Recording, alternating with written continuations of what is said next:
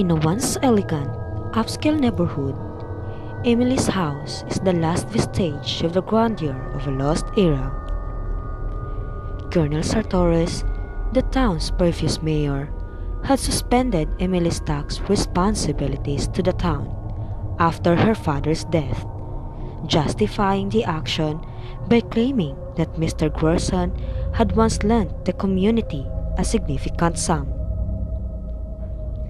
As new town leaders take over, they make unsuccessful attempts to get Emily to resume payments.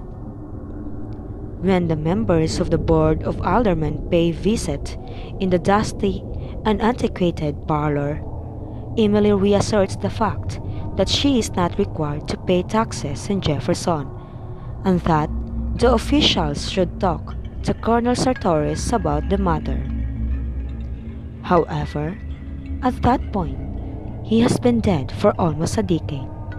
She asked her servant Toby to show the men out. The townspeople have always believed that the Gersons thought too highly of themselves, with Emily's father driving off the many suitors deemed not good enough to marry his daughter. With no offer of marriage in sight, Emily is still single by the time she turns 30. The day after Mr. Gerson's death, the women of the town call on Emily to offer their condolences.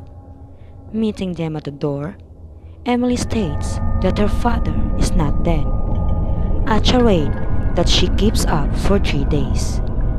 She finally turns her father's body over for burial. Emily recovers eventually, and she becomes friendly with a man named Homer Barron, a northerner who came to town shortly after her father's death. The townspeople are pleased and surprised. But Homer claims that he isn't the marrying kind and intends to stay a bachelor forever. When Emily is seen buying arsenic in the local store, the townspeople are convinced that Homer's declaration has driven her to suicide.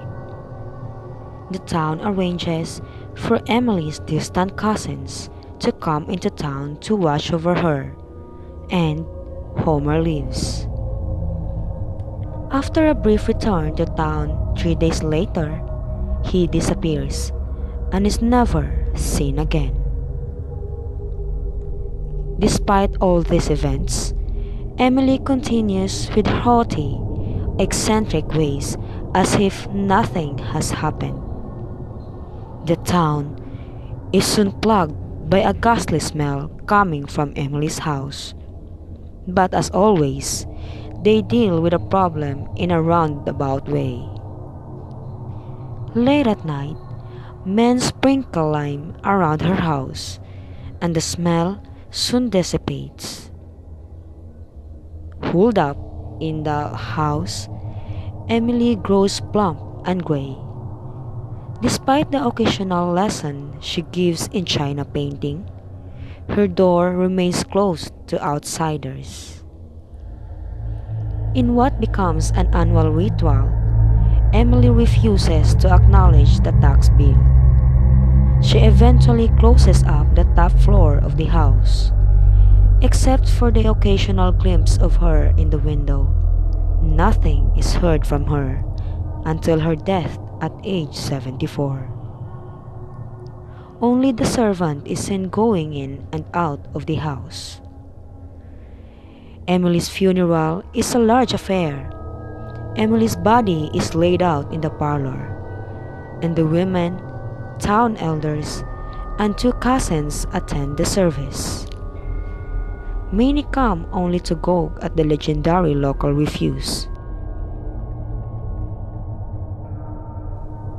After some time has passed, the door to a sealed upstairs room that had not been opened in 40 years is broken down by the townspeople. The room is frozen in time with the items for an upcoming wedding in a man's suit laid out.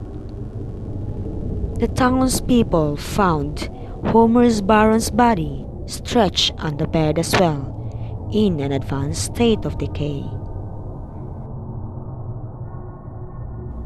The onlookers did notice the indentation of a head in the pillow beside Homer's body, and a long strand of Emily's gray hair on the pillow.